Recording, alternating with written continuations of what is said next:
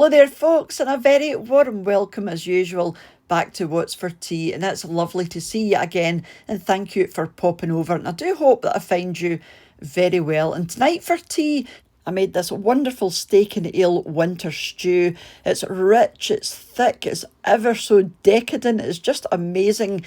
I have used Stilton in this recipe, but if you don't like blue cheese, feel free to leave it out, but it does give you a lovely depth of flavour to the gravy, and it doesn't taste cheesy at all. So you're going to need a great big pan like this one here, and I'm going to add a wee bit of oil. You can use any oil you like. I am just using vegetable oil because I didn't have any olive oil, so that's fine. And then to this I'm going to add some diced shoulder steak. Anything similar will do, you know, casserole beef, braising steak, anything like that, but you want a nice high heat. And we're just going to keep moving this around and stirring it until it's browned all over. I'm going to add a wee dash of salt as well, just for flavour, but feel free to leave that out if you don't want to use the salt. So like I said, just move this around and stir it around for about 5 minutes until it's lovely and browned all over. We're going to cook everything in the same pan, so it's a bit of a one pan wonder. And then once you're happy and it's fully browned, you just want to lift your beef out. And I've got a bowl at the side there, and just let that rest while you do everything else. So the same pan, leave all of your lovely flavour and juices and oil in there. And I'm going to add one chopped onion. This is just a kind of medium to large onion. You can slice this or dice this, it's up to you. So I've just diced mine. And you just want to stir this around. Get your onions coated and all that lovely flavouring and oil and cooking juices, and let that cook away for about 4 or 5 minutes until it becomes translucent and looks a wee bit like this. Now we're going to pop in a wee bit of garlic as well. I am using 3 garlic cloves. You can mince this or crush this. I quite like to keep it chunky. We like chunky wee bits of garlic. Let that cook for about another minute, and then we're going to add some plain flour. This is going to thicken up your gravy. So pop in your plain flour, stir that well in to the rest of your ingredients. You want to let that cook for about a minute just to get rid of the raw flour flavour.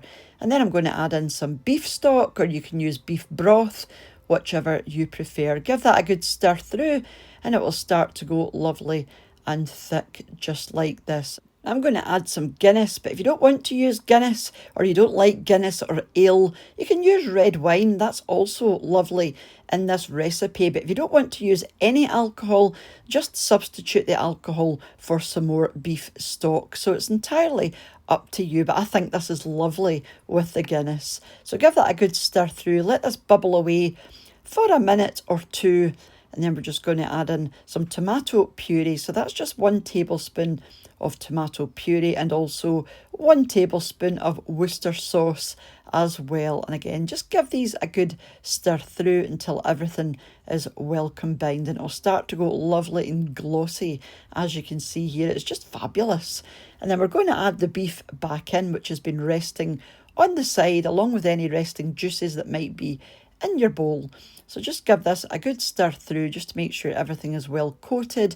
And I'm going to add 3 bay leaves. This is optional, but I think bay leaves gives a nice sort of subtle background flavour. Just make sure they're submerged underneath your gravy, just like this. Lovely, very easy. And let me tell you, the flavour off of this at the end was absolutely insane. It's just one of those stews. Oh, it's just lovely.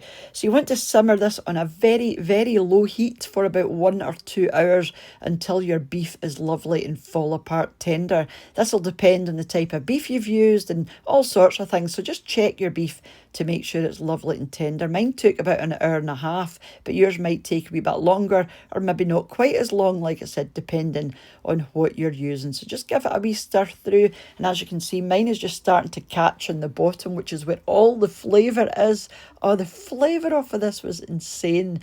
But make sure you remove your bay leaves, because I forgot to do that one time. We're chewing down on the bay leaf, so make sure to, you know, just count how many you put in and remember to remove the bay leaves that you put in at the beginning. Give it another wee stir through, and this is now ready to serve. The last thing we're going to do is turn the heat off completely and add in the Stilton cheese. Like I said, you don't need to use Stilton, and it doesn't taste cheesy in this recipe at all. It just gives it a lovely sort of salty, rich flavour, which I love in this stew. So yeah, either add it or don't add it. It's up to you. But I would recommend, if you can tolerate Stilton, then definitely use it.